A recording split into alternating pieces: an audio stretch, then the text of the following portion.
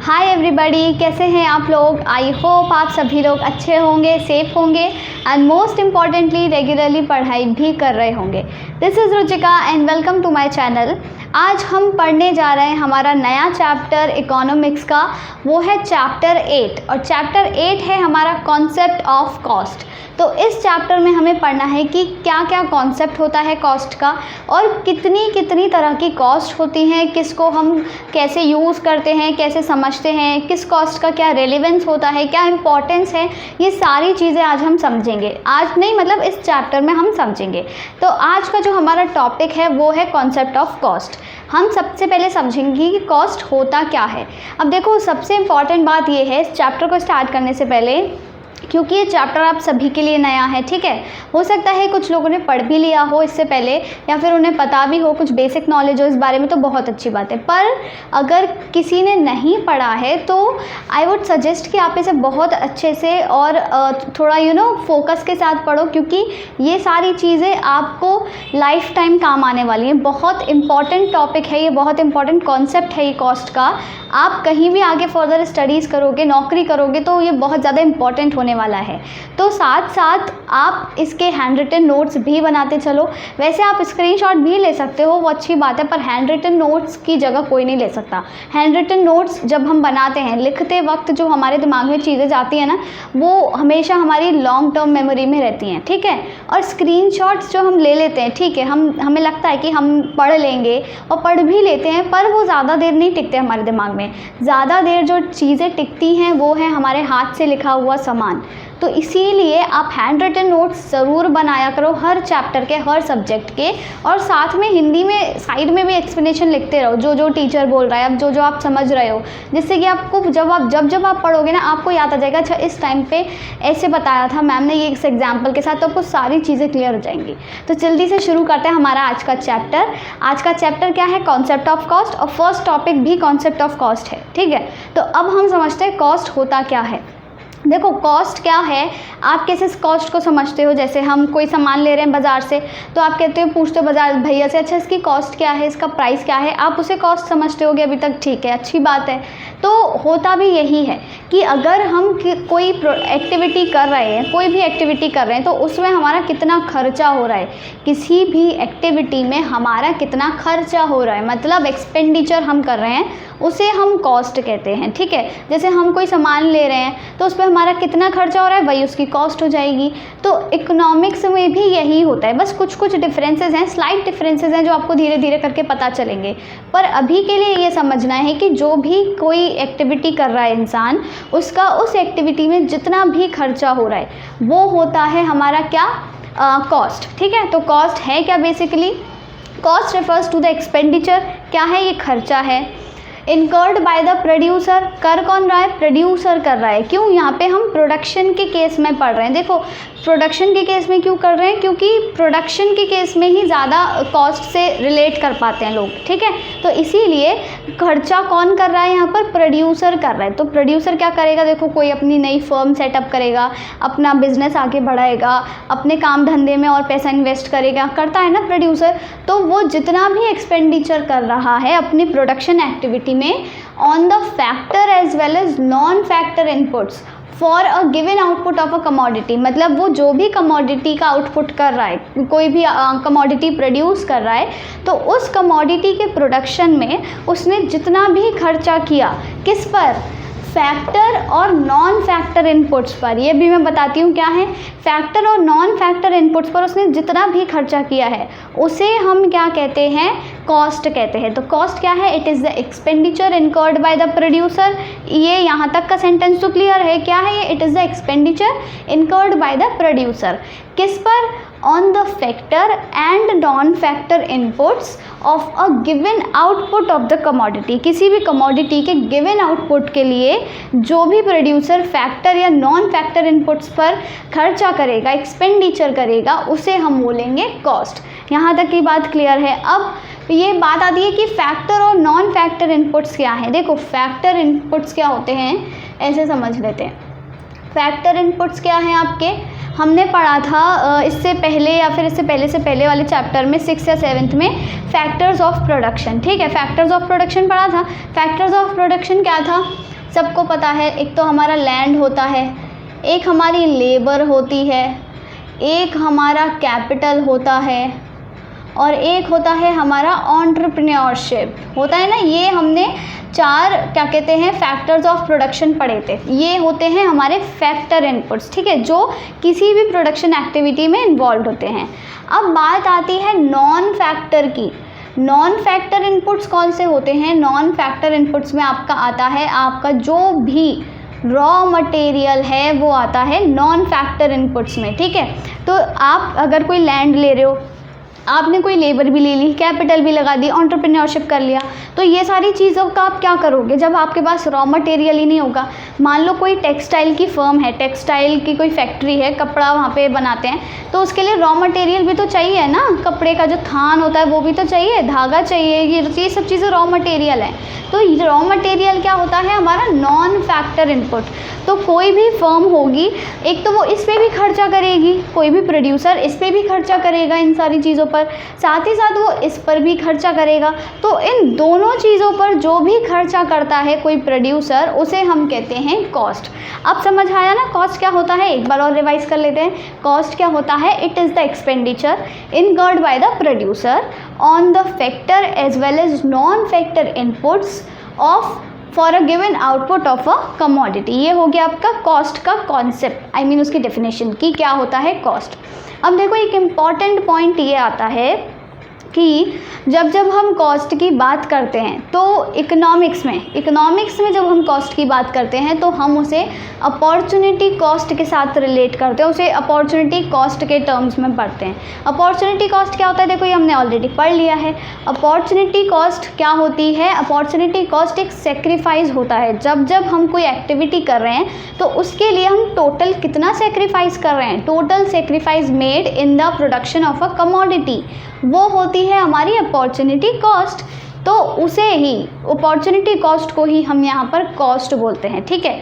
तो एक चीज़ जो आपको याद रखनी है वो क्या है, यहाँ पर cost is equals to opportunity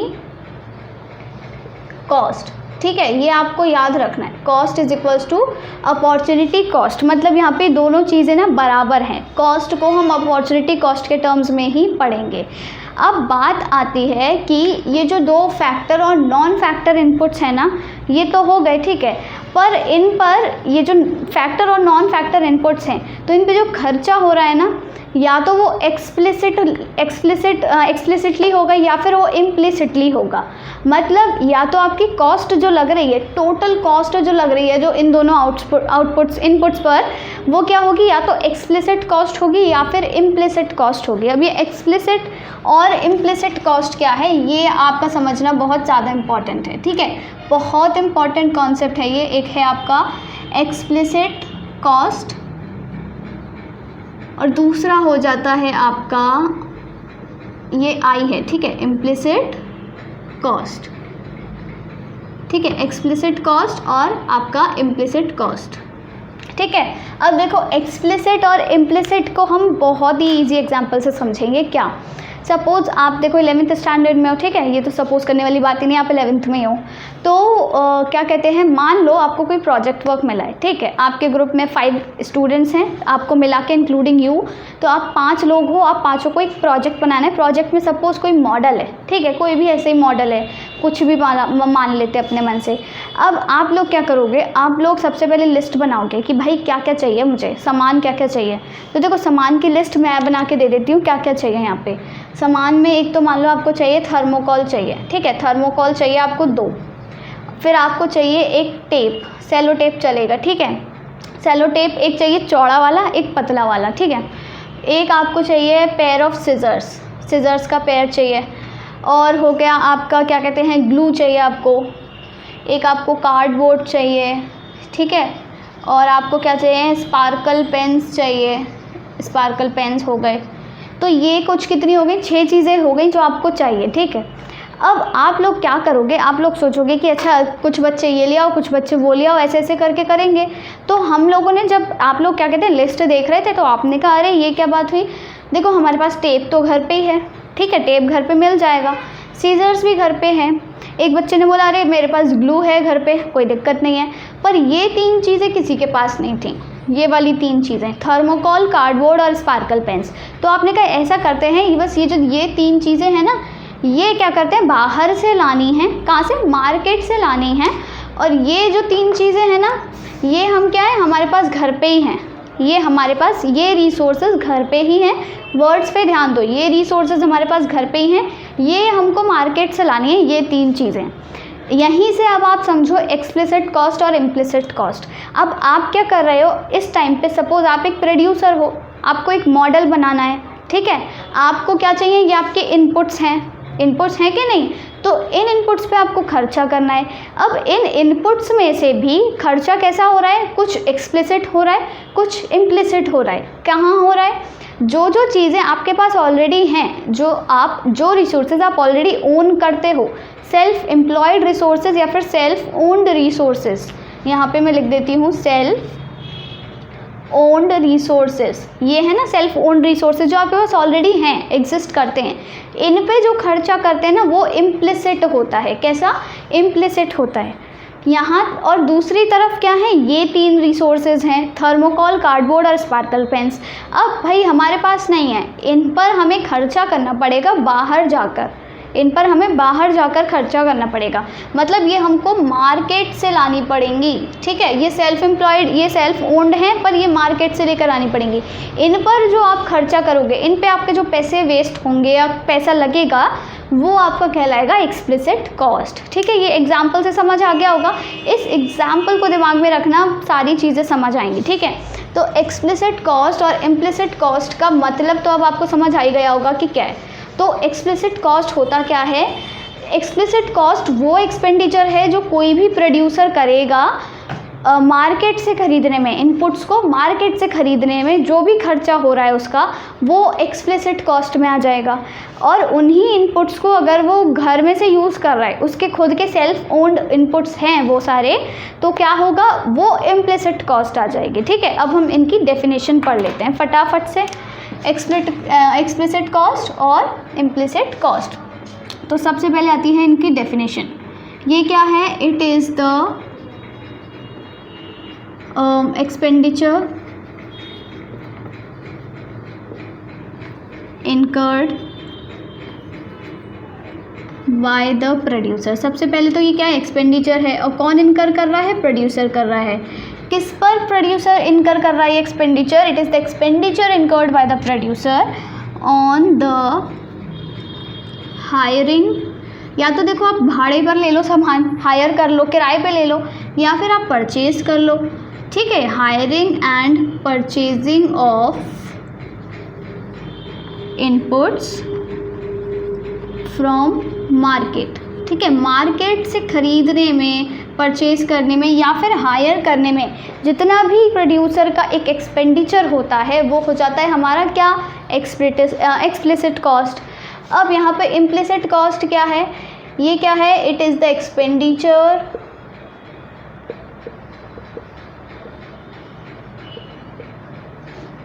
incurred by the producer on the use of self-employed या फिर सेल्फ ओन्ड भी आप लिख सकते हो, सेल्फ एम्प्लॉयड या फिर सेल्फ ओन्ड रिसोर्सेज। जितने भी उसके पास सेल्फ एम्प्लॉयड या फिर सेल्फ ओन्ड रिसोर्सेज हैं, उनके यूज़ पर जो उसकी कॉस्ट लग रही है, उसका जो खर्चा हो रहा है, वो कहलाता है क्या? हमारा इम्प्लिसिट कॉस्ट। ये बात भी क्लियर हो गई। अब एक्सप्लिसिट कॉस्ट का हम पेमेंट कैसे करते हैं या फिर इसको मेजर कैसे करते हैं, ठीक है। मेजर कैसे करते हैं? Measured in terms of payment by the producer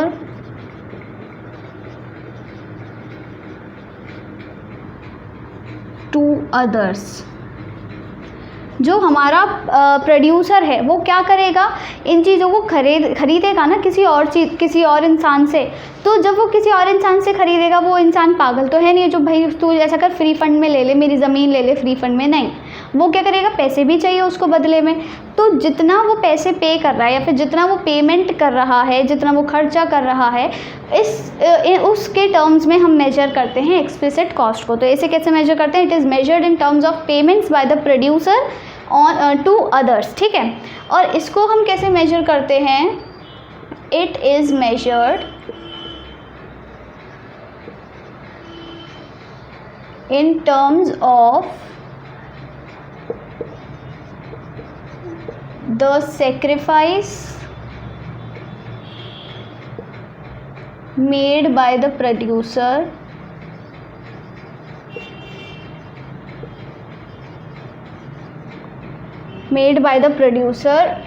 on the use of these inputs, ठीक है।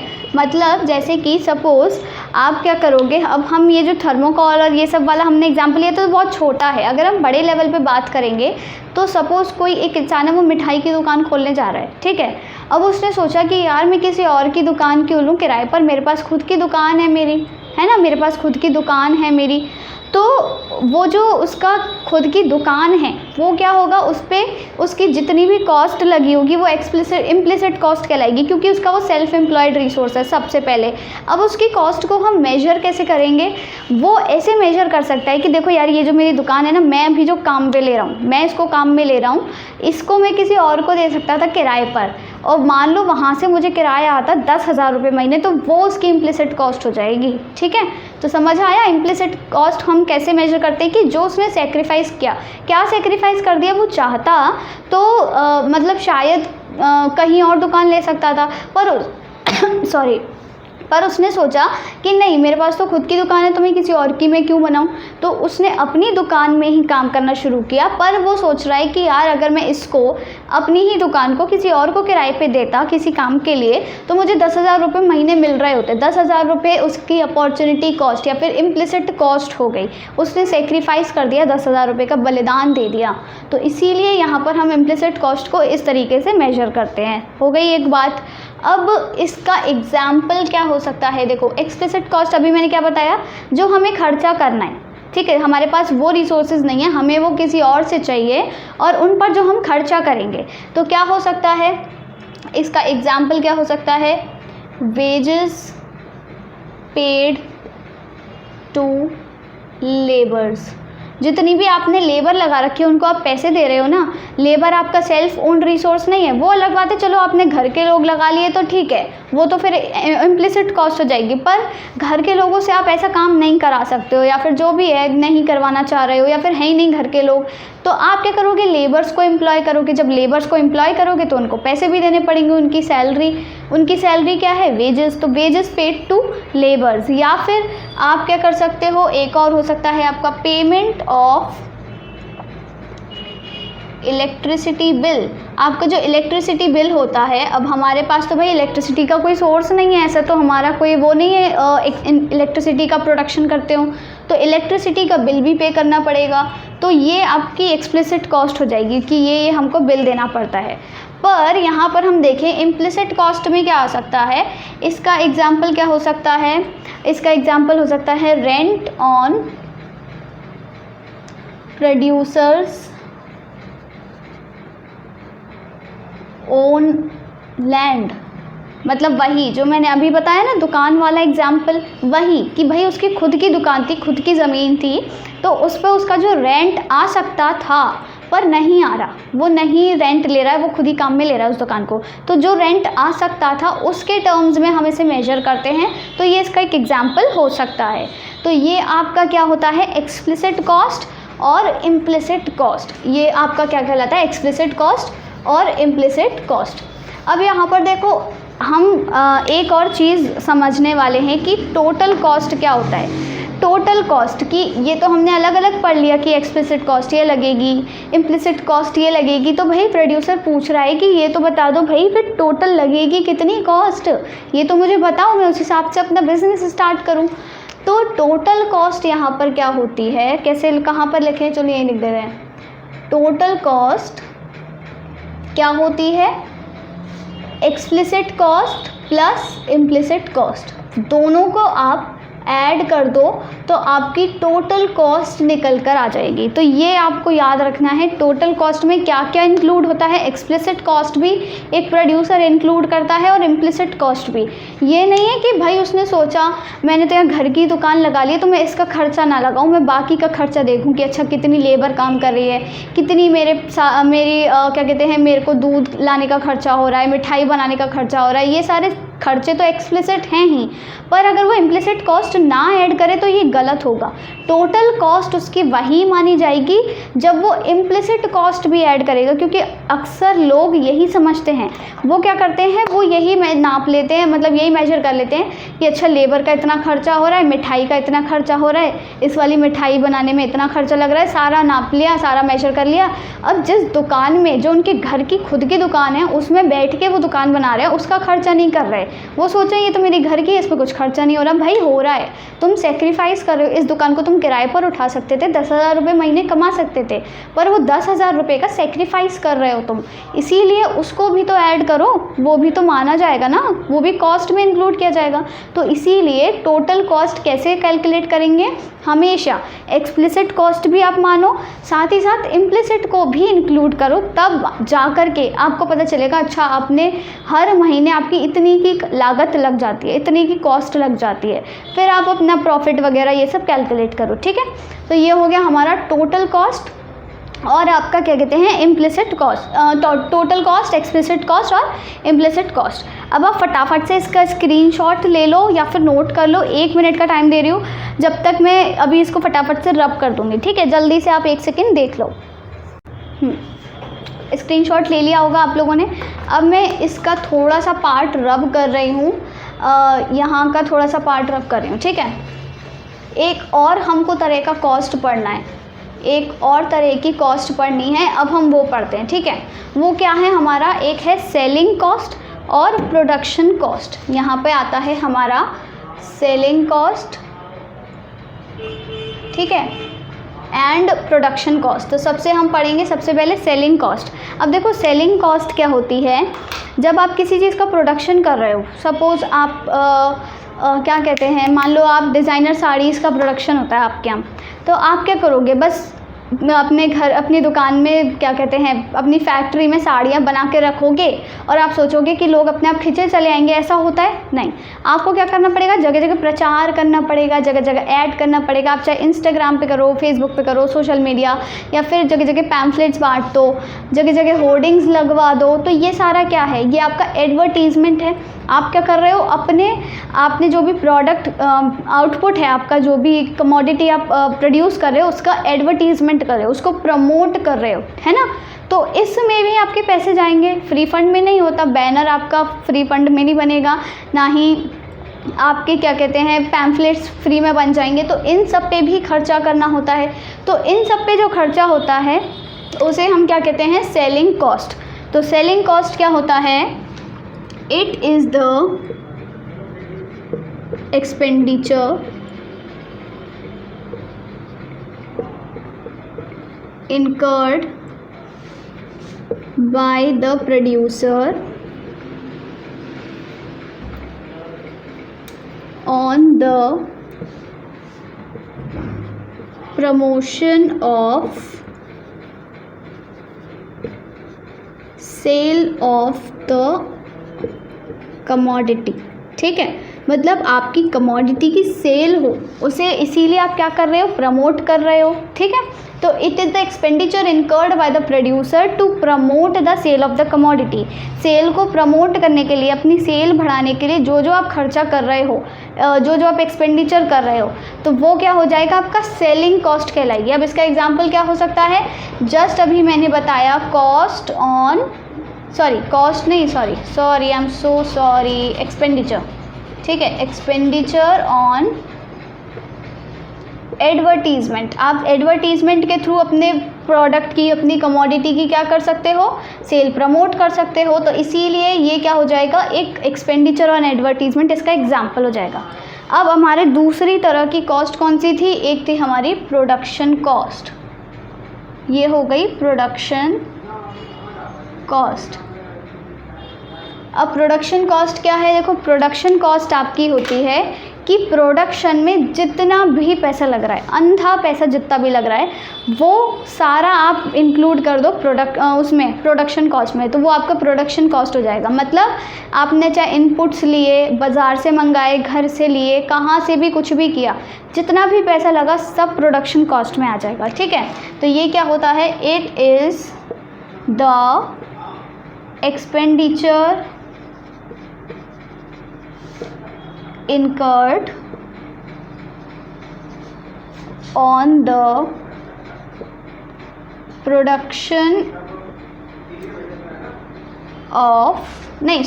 on the इनपुट्स जो आप जमा कर रहे हो, इनपुट्स जो कलेक्ट कर रहे हो, चाहे बाजार से कर रहे हो चाहे घर से ला रहे हो। ठीक है, it is the expenditure incurred on the inputs. Bracket में आप ये भी लिख लो एक्सप्लिसिटली मतलब जो हम मार्केट से ले रहे हैं, या फिर इम्प्लिसिटली जो हम घर से यूज़ कर रहे हैं। ठीक है, अपने खुद के ओन्ड गुड्स यूज़ कर रहे हैं। तो it is the expenditure incurred on the inputs explicitly या फिर इम्प्लिसिटली बाय द प्रोड्यूसर। ठीक है, कौन कर रहा है? प्रोड्यूसर। तो ये हो जाएगी आपकी प्रोडक्शन कॉस्ट। अब आप कहोगे कि मैम ये जो प्रोडक्शन कॉस्ट है और ये जो टोटल कॉस्ट हमने अभी पढ़ी ये तो सेम है, तो बस बिल्कुल सही सेम है।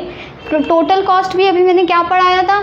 Implicit cost plus explicit cost plus implicit cost, और जो प्रोडक्शन कॉस्ट है वो भी क्या है? Explicit cost plus implicit cost. तो ये एक ही चीज़ है। ठीक है, तो एक्सप्लिसिट कॉस्ट और इम्प्लिसिट कॉस्ट को जब हम प्लस करते हैं, दोनों को ऐड कर लेते हैं, तब जाके जो हमारी टोटल कॉस्ट निकल करके आती है उसे ही हम प्रोडक्शन कॉस्ट कह देते हैं, उसे ही हम अपॉर्चुनिटी कॉस्ट भी कह देंगे। ठीक है, इन टर्म्स ऑफ अपॉर्चुनिटी कॉस्ट हम मेजर करते हैं ना, अभी मैंने बताया। तो ये तीनों चीज़ें एक ही हैं। अलग क्या है? एक्सप्लिसिट कॉस्ट अलग है, बताया भी मैंने। इम्प्लिसिट कॉस्ट अलग है, वो भी मैंने बता दिया। सेलिंग कॉस्ट अलग है। सेलिंग से आप याद रखो कि सेल को प्रमोट करना है, ऐसे याद रखना है, सेल को प्रमोट करना है तो सेलिंग कॉस्ट। सेल को प्रमोट कैसे करेंगे? On advertisement, expenditure on advertisement, ऐसे कर देंगे। ठीक है, और एक्सप्लिसिट और इम्प्लिसिट को कैसे याद रखना है? एक्सप्लिसिट को आप ऐसे याद रख लो, देखो एक्सप्लिसिट से आप एक्सटर्नल याद रख सकते हो। एक्सटर्नल क्या होता है? बाहर। तो बाहर से जब इनपुट खरीदेंगे, मार्केट से जो इनपुट खरीदेंगे वो एक्सप्लिसिट कॉस्ट है। इम्प्लिसिट मतलब इंटरनल याद रख लो, घर में से ही भाई उठा के ले आए, ठीक है, घर में से ही मम्मी को बुला लिया, मम्मी खाना बना लेंगी फैक्ट्री में, तो वो इम्प्लिसिट कॉस्ट हो गई। पर मम्मी की जगह अगर आप किसी और मेड को रख लो, कुक को रख लो, वो आपकी एक्सप्लिसिट कॉस्ट हो जाएगी। तो ये आपको फ़र्क समझना पड़ेगा। तो आज का टॉपिक यहीं ख़त्म होता है। आज के टॉपिक में हमने क्या पढ़ा कि कॉस्ट क्या होता है, अपॉर्चुनिटी कॉस्ट के टर्म्स में हम उसे मेजर करते हैं, कैसी कैसी तरह की कॉस्ट होती हैं, एक्सप्लिसिट, इम्प्लिसिट, सेलिंग और प्रोडक्शन। ये 4 तरह की हमने कॉस्ट पढ़ ली हैं। अब देखो हम नेक्स्ट वीडियो में पढ़ेंगे कि शॉर्ट रन कॉस्ट क्या होते हैं, और उसमें 2 तरह की कॉस्ट हैं, एक है आपके फिक्स्ड कॉस्ट, एक है वेरिएबल कॉस्ट। फिक्स्ड इनपुट और वेरिएबल इनपुट पढ़े थे ना हम, फिक्स्ड फैक्टर्स और वेरिएबल फैक्टर्स, उन्हीं से ही कुछ रिलेटेड है, आप ऐसे समझ जाओगे, ईजी है, ज़्यादा स्ट्रेस लेने की ज़रूरत नहीं है। तो क्या पढ़ना है नेक्स्ट वीडियो में? हमें फिक्स्ड कॉस्ट, वेरिएबल कॉस्ट के ग्राफ्स और वगैरह वगैरह वगैरह सारी चीज़ें। तो आई होप आपको आज का लेक्चर समझ आया होगा, अच्छा लगा होगा। अगर सारी चीज़ें अच्छी लगी हैं तो वीडियो को लाइक कर देना, शेयर कर देना, and do not forget to subscribe to our channel. Thank you.